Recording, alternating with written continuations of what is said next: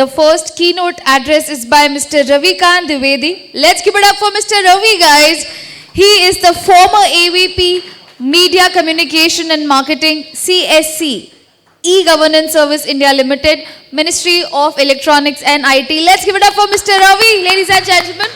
नमस्कार, सबसे पहले तो आप सभी लोगों को and thank you so much Krafton India की इतने सारे वर्सटाइल स्पीकर्स एक साथ मैं यहाँ देख रहा हूँ और एजेंडा भी मैंने देखा कि बहुत सारे शानदार तरीके के स्पीकर्स हैं यहाँ पे और आई एम श्योर कि ये जो डिस्कशन है वो बहुत मीनिंगफुल रहने वाला है और आप लोगों को बहुत मज़ा भी आया होगा। हालांकि बैक टू बैक सेशन थोड़ा सा बड़ा लॉन्गर हो जाता है एंड समटाइम्स शायद बोरिंग भी हो जाता है या थोड़ा सा आप डिस्ट्रैक्ट होते हैं, तो मैं बहुत ज़्यादा लंबा वक्त नहीं लूँगा, मुश्किल से 15 मिनट्स, अराउंड 10 to 15 मिनट्स। और जो बात मैं करने वाला हूँ उससे पहले मैं थोड़ा सा बता दूँ कि मेरा पूरा नाम रविकांत द्विवेदी है और मीडिया इंडस्ट्रीज़ में काम करते हुए करीब मोर देन 20 ईयर्स हो गया।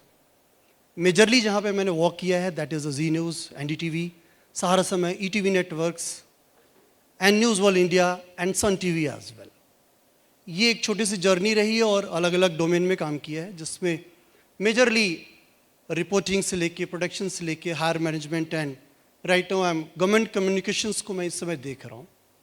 एंड रिसेंटली ये भी मैं ministry of electronics and IT का पार्ट था एंड डिजिटल इंडिया कैंपेन को मैं लीड कर रहा था। सो एक छोटी सी जर्नी है, तो बातचीत की शुरुआत करें। आई थिंक सब लोगों के पास एजेंडा, सब लोगों ने देखा ही होगा और सबको ये पता ही होगा कि ये आखिर हम कर क्यों रहे हैं। जैसा कि हम सभी जानते हैं और जैसा कि अभी हरनीत बता भी रहे थे कि हर जगह हर एक चीज़ की एक वैल्यू है और किसी भी चीज़ की बातचीत जब आप शुरुआत करते हैं तो सबसे पहले उसमें जो चीज़ें निकल के आती हैं वो कम्युनिकेशंस का फर्स्ट आता है। आप बहुत अच्छा काम करते हैं, आपके पास बहुत अच्छी बैंडविड्थ है, टीम बहुत अच्छी है, आप रिसर्च बहुत अच्छा करते हैं, आपके पास प्रोडक्ट बहुत अच्छे हैं, लेकिन सम टाइम ऐसा देखा जाता है कि कम्युनिकेशंस फेल होता है। और फेल कैसे होते हैं उसके बहुत सारे वेरियस रीजंस हैं, मैं उस पर नहीं आऊँगा, उसके छोटे छोटे कंपोनेंट पे बात करूँगा। हालांकि आई एम श्योर कि यहाँ सभी लोगों को कुछ ना कुछ पता ही होगा और उस दिशा में वो लोग काम भी कर रहे होंगे, हो सकता है कुछ अच्छा भी कर रहे हो, I am not sure. But कुछ ऐसी चीज़ें हैं जिसके बारे में मुझे लगता है कि बात करना बेहद ज़रूरी है। जब हम कस्टमर सेटिस्फैक्शंस की बात करते हैं, जब हम ये बात करते हैं कि कस्टमर्स हमारे लिए बड़ा मीनिंगफुल है। अब कस्टमर्स तो हर तरफ है, आप कहीं भी जाते होंगे, डिस्कस करते होंगे, प्रेजेंटेशंस देते होंगे, मीटिंग्स का हिस्सा बनते होंगे, तो कस्टमर्स को कैसे फिगर आउट करें या कस्टमर्स को कनेक्ट कैसे करें, ये एक बहुत बड़ा चैलेंजिंग हो जाता है। हमने आइडिया प्लान किया हुआ है, हमने बढ़िया सी PPT बनाई हुई है, PPT में बहुत खर्च किया हुआ है, बहुत क्रिएटिवली उसको डिज़ाइन किया हुआ है, लेकिन हम कस्टमर को समझा ही नहीं पा रहे। वाई? उसके पीछे एक जो बड़ी वजह जो मुझे समझ आती है वो ये है कि कस्टमर चाहता कुछ और है और हम बताना कुछ और चाहते हैं, या कस्टमर जो चीज़ चाहता है हम उसके आसपास तो जा रहे हैं लेकिन हम एग्जैक्ट वो पॉइंट आउट नहीं कर पा रहे हैं कि एग्जैक्टली उसको चाहिए क्या। और जब तक ये पॉइंट आउट नहीं होता है तब तक ये एक बहुत बड़ी विडंबना है हमारे देश में, जो कि हमें ऐसा लगता है कि पहले इस पर बहुत तरीके से बात करने की बहुत ज़रूरत है। बिकॉज अक्सर ऐसा देखा जाता है कि हम अपने ज्ञान को, अपनी जानकारी को, अपनी एजेंसी के काम करने के तौर तरीके को, हमें लगता है कि हम सबसे सुपर एंड सबसे बेस्ट हैं।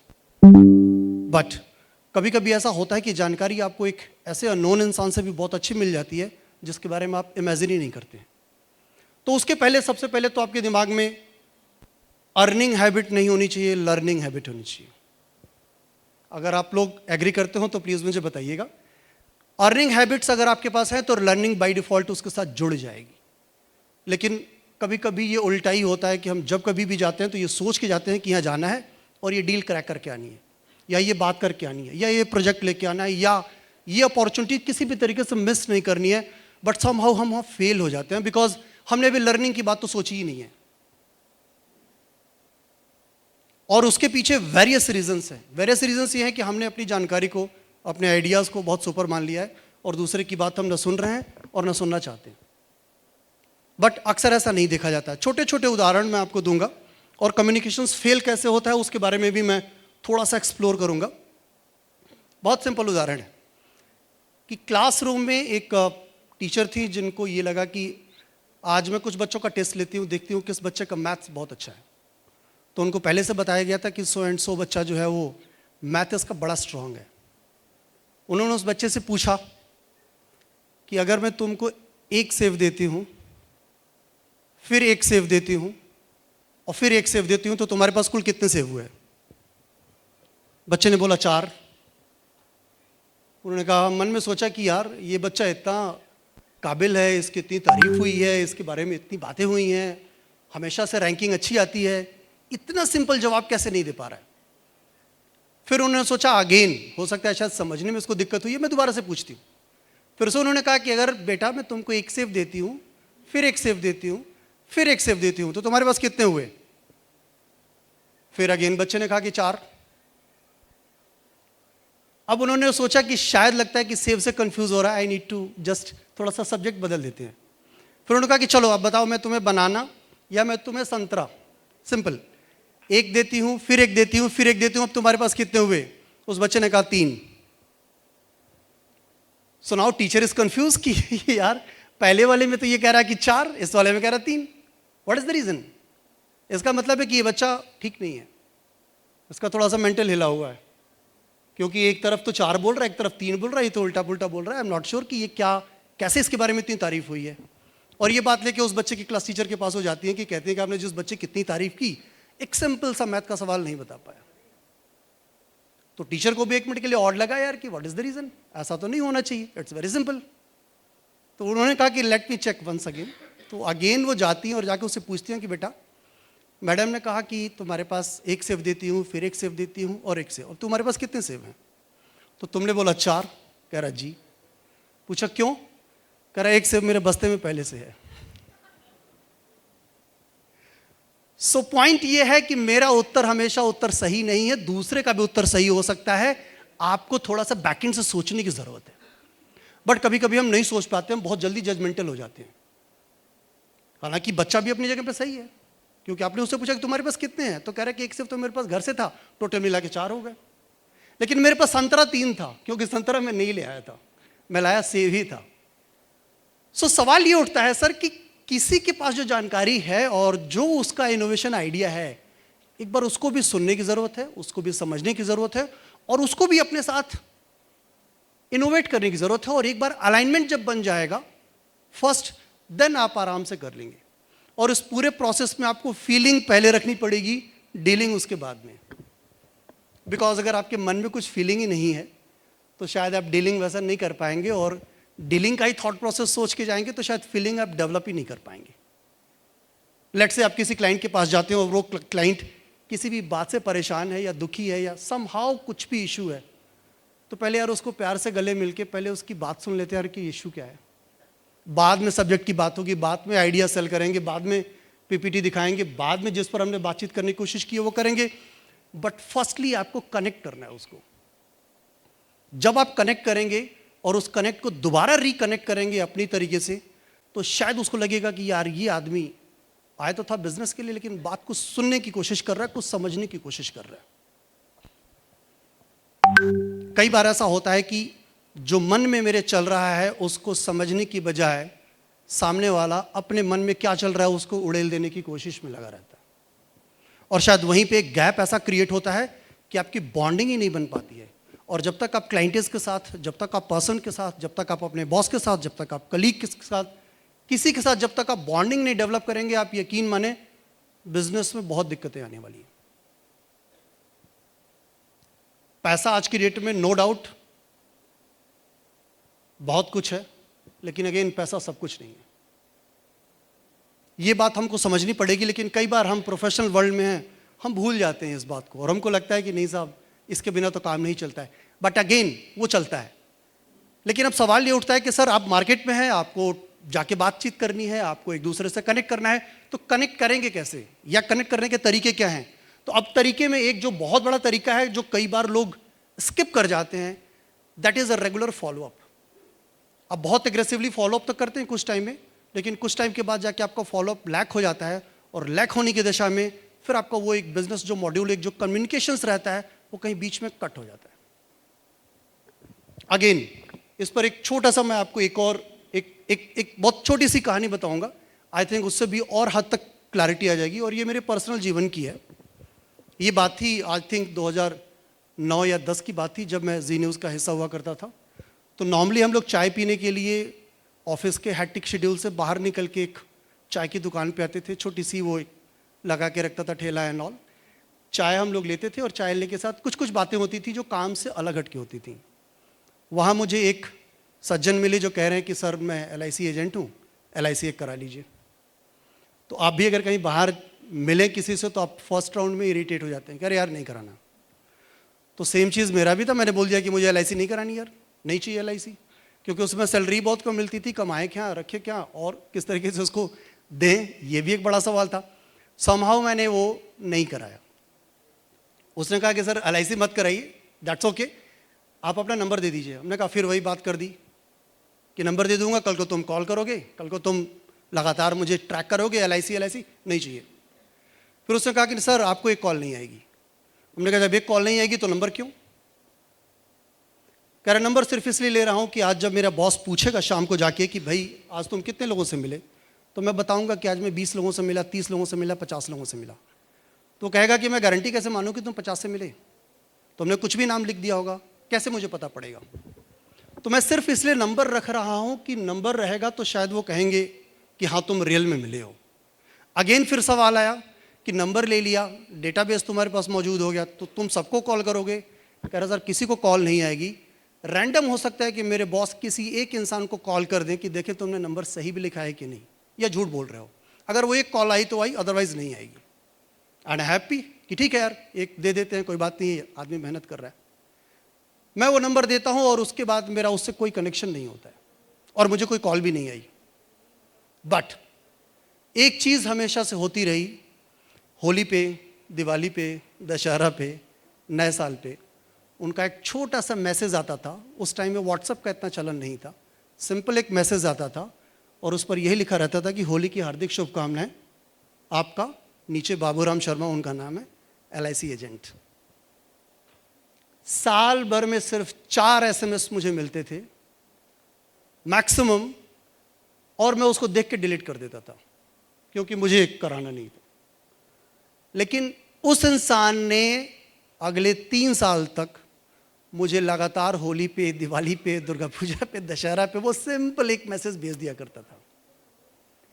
धीरे धीरे नौकरी बदली, स्विच किया, मैं NDTV का हिस्सा बना, थोड़ी सैलरी अच्छी हुई। देन सडन एक बार ख्याल आया कि यार कुछ अब सेविंग की बात करते हैं, LIC के बारे में डिस्कस करते हैं। वाइफ ने जैसे ही LIC शब्द का नाम लिया, मेरा तुरंत ट्रिगर कर गया कि अरे यार एक बाबूराम शर्मा है कि उसने तो मुझे 4 साल से SMS कर रहा है यार, और एक बार भी मैंने कभी उसको रिप्लाई नहीं किया, काट दिया। ये छोटी सी कहानी आपको ये बताती है कि 4 साल तक वो इंसान बिना किसी उम्मीद के सिंपल एक फॉलोअप ट्रैकिंग में था। और फॉलोअप क्या था? बहुत सिंपल तरीका था कि उसने एक छोटा सा मैसेज भेज दिया। लेकिन जब जैसे ही मेरा माइंडसेट बदला और जैसे ही मैंने सोचा कि नहीं अब मुझे कुछ करना चाहिए, तो मुझे उस इंसान का नाम सबसे पहले जहन में आया।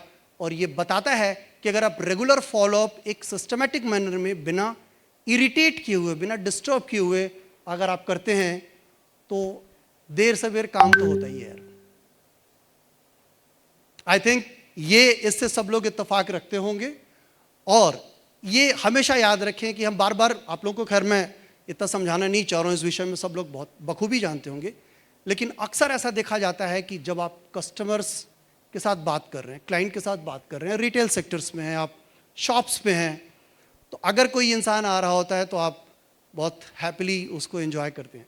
अक्सर आप देखेंगे या महसूस भी ये किया होगा हम में से बहुत सारे लोगों ने कि आप किसी भी ज्वेलरी शॉप पे जाइए तो वो आपको बहुत अच्छे से अटेंड करता है, बैग में पैसा भर के लेके जाइए, आपका बहुत स्वागत सत्कार करता है, बहुत अच्छे से तरह तरह के प्रोडक्ट दिखाएगा, वाइफ को इंटरेक्ट करेगा, जूस और चाय नाश्ता सब आपको दे देगा खाने के लिए, और आप कुछ लेके अगर आप जाते हैं तो दैट्स वेल एंड गुड, नहीं जाते हैं तो उसका मन थोड़ा सा उदास हो जाता है।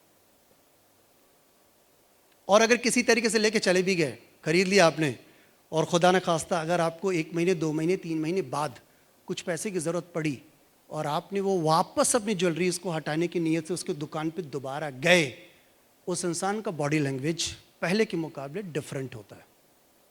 दैट इज़ माई पर्सनल अनुभव।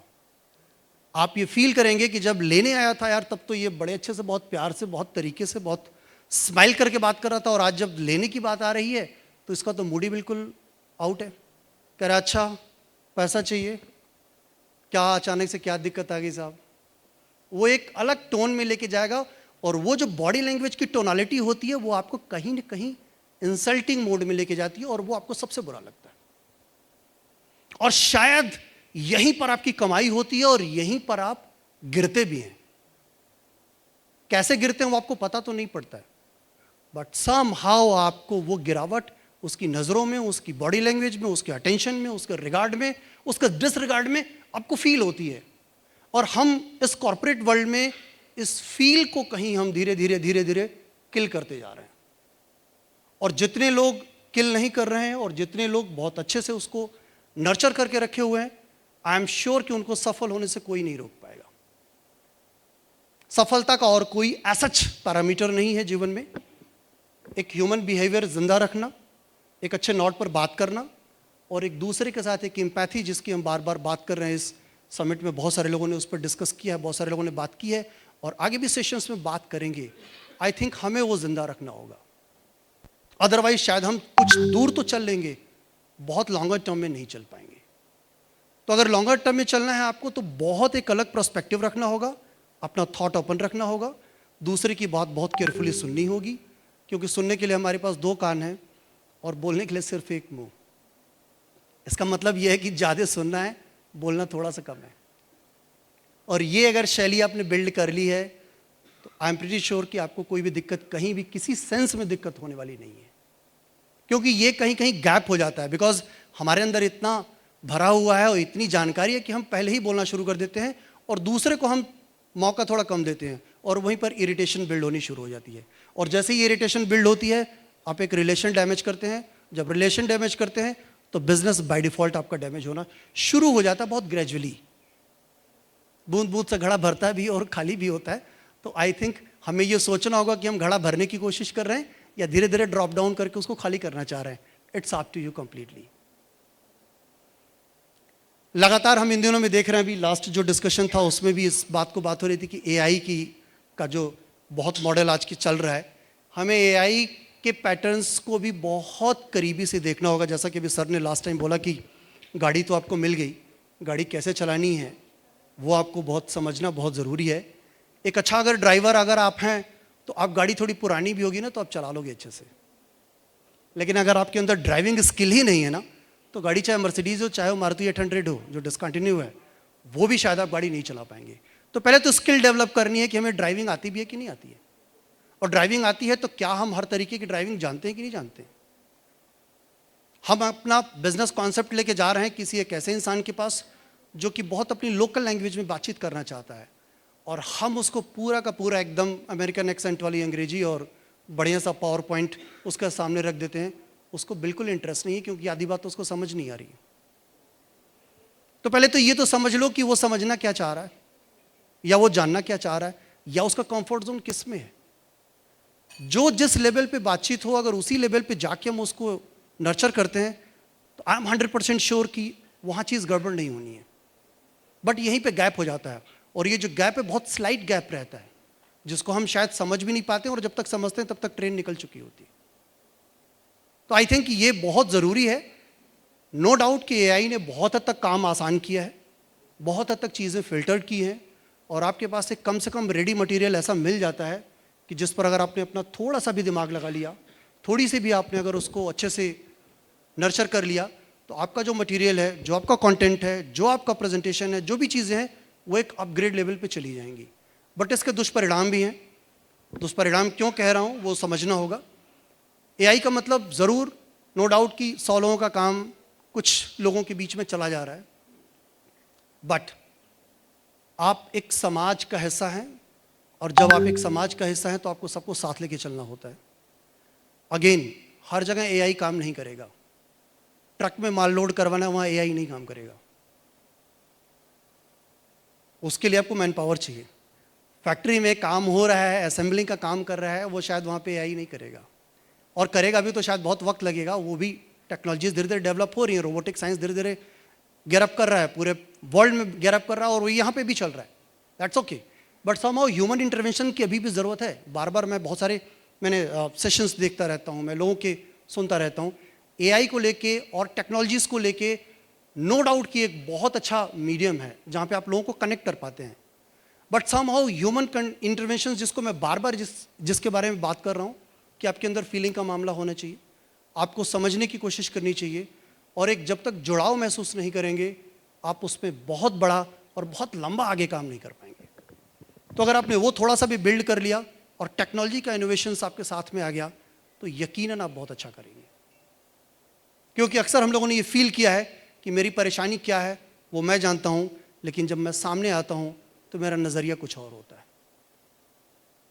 बहुत बार जीवन में ऐसे मौके आते हैं, आप लोगों ने भी फील किया होगा कि आप घर से निकले, बहुत लेट हो रहे हैं, मेट्रो में बहुत सारे लोग सफ़र करते होंगे, मेट्रो आए तो मेट्रो का गेट बंद हो गया, मेट्रो में एंटर करने जा रहे हैं तो कार्ड का बैलेंस ख़त्म हो गया, कार्ड को रिचार्ज कराने बैठे तो लाइन लगी हुई है, करते करते किसी तरीके से मेट्रो में बैठे, पहुँचे भी तो पता चला कि 10 बजे पहुँचना था, मैं 10:30 पहुँचा। पहुँचते ही बॉस ने डांट लगा दी कि यार तुम्हारा टाइम 10 का है, 10:30 आ गए। और वो 10:30 क्यों आया? क्योंकि उसको कुछ घर पे इश्यूज़ थे, कुछ बच्चे का इश्यूज़ था, कुछ वाइफ का इश्यूज़ था, डिले हो गया और वो पूरी तरीके से झन्ना गया। उसी बीच में किसी क्लाइंट का फ़ोन आ गया कि भाई साहब 2 दिन हो गया आपसे प्रपोजल मांगा था, भेजा नहीं आपने। और वो वहीं पे बेफर पड़ा कि यार तुम सवेरे सवेरे 10:30 बजे बोल देते हो, बोला था ना कि 12 बजे मैं फ़ोन दूंगा तुमको, मैं 12 बजे भेजूंगा ना पीपीटी, क्यों चिंता कर। ये जो इरिटेशन है आपका ना, ये जो हेजिटेशन है, उस सामने वाले को नहीं पता है। जो आपको फ़ोन कर रहा है वो ये नहीं जानता है कि आपके घर से कुछ इश्यूज़ हैं, कुछ मेडिकली आप सफ़र कर रहे हैं, आप ट्रैवल करके आए हैं, ट्रैवलिंग में भी शायद आपको बहुत आनंद नहीं आया है और आते ही आपके बॉस ने आपको डांट भी दिया है। सो अगेन यहाँ पे फिर आपका एक माइंडसेट काम करता है, जिस माइंडसेट को बैलेंस रखना और जिसको बैलेंस के साथ साथ आपको सामने वाले को क्या बोलना है। परेशान आप हैं वो नहीं है,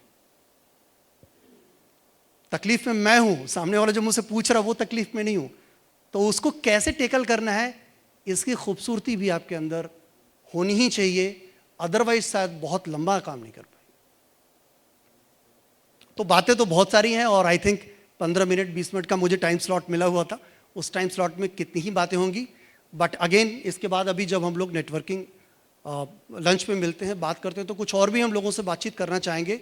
और अगर किसी के मन में किसी भी तरीके की कोई बातचीत हो जो कम्युनिकेशन से हो, मीडिया मार्केटिंग से हो, तो definitely I am here to answer in this lunch. और आपको जैसे भी ठीक लगे, बाद में हम लोग नंबर भी शेयर कर लेंगे, आप नंबर से भी बात कर सकते हैं या हम लोग मिलके भी बहुत सारी चीज़ों पे डिस्कस कर सकते हैं। तो ये एक छोटा सा कंक्लूजन रहा था एंटायर डिस्कशंस का, जिसको लेके मुझे लग रहा है कि आई थिंक बहुत सारे लोग रोज़मर्रा की चीज़ों में इन चीज़ों से दो चार होते होंगे, बट अगर उसको ग्रेजुअली हमने धीरे से गेयरअप किया बिना किसी पूर्वाग्रह के, तो यकीनन हम आगे आने वाले दिनों में बहुत बेहतर करेंगे। Thank you so much, thank you so much.